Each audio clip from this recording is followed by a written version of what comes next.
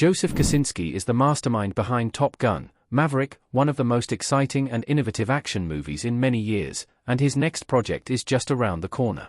The filmmaker is helming a new movie, F1, which follows Brad Pitt's protagonist Sonny Hayes, an acclaimed driver who suffered a major accident in the 1990s and is dragged back onto the track 30 years later. Although F1 isn't based on a true story, it looks like a captivating and very authentic glimpse into the world of Formula One.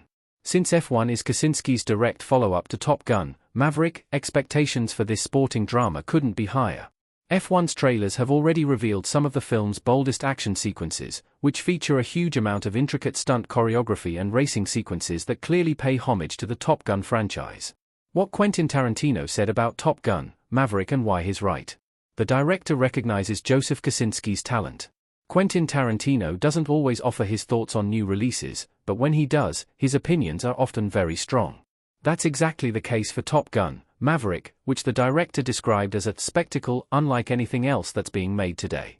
Speaking with Variety in 2022, Tarantino called Joseph Kosinski's legacy sequel fantastic, labeling it as the kind of big-budget blockbuster that he imagined he wasn't going to see anymore. He extended his praise to Tony Scott's original Top Gun, naming Kosinski's sequel as the closest audiences will ever get to seeing another Tony Scott movie. Thankfully, Tarantino couldn't have been more correct in his assertions about Top Gun: Maverick.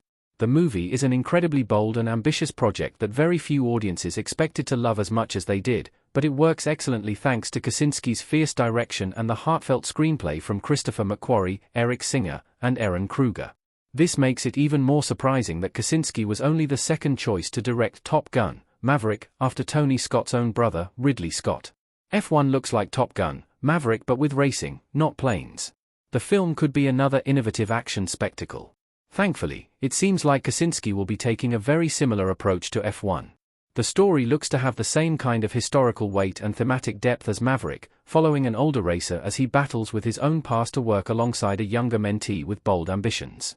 This is clearly very similar to Top Gun: Maverick, which centers around Cruise's protagonist as he teaches a group of young recruits how to pull off an impossible mission. Moreover, the action sequences in F1 have a very similar feel to the aerial combat scenes in Top Gun: Maverick, the only difference being that they're on the ground. Importantly, Kosinski filmed much of his previous movie in real planes, using minimal CGI and grounding his action in reality wherever possible. This is something that is carried over to F1, which uses real-life racing sequences where Brad Pitt was really inside high-speed cars. Will F1 be as successful as Top Gun: Maverick? The film has massive shoes to fill. Although it's unlikely that F1 will be quite as successful as Top Gun: Maverick, that's an unreasonably high expectation to place on the film. Kosinski's previous movie was an enormous critical success, pulling in $1.5 billion worldwide and becoming the 14th highest-grossing movie ever made at the time of publication. It's extremely unlikely that F1 will combat this record, but there's every possibility that it could have a similar critical reception. Top Gun: Maverick currently sits at 96% on Rotten Tomatoes, which certainly won't be an easy record to beat, but it's not impossible.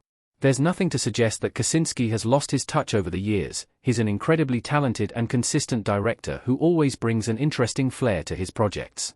If he does the same with F1, there's every possibility it will be a critical hit.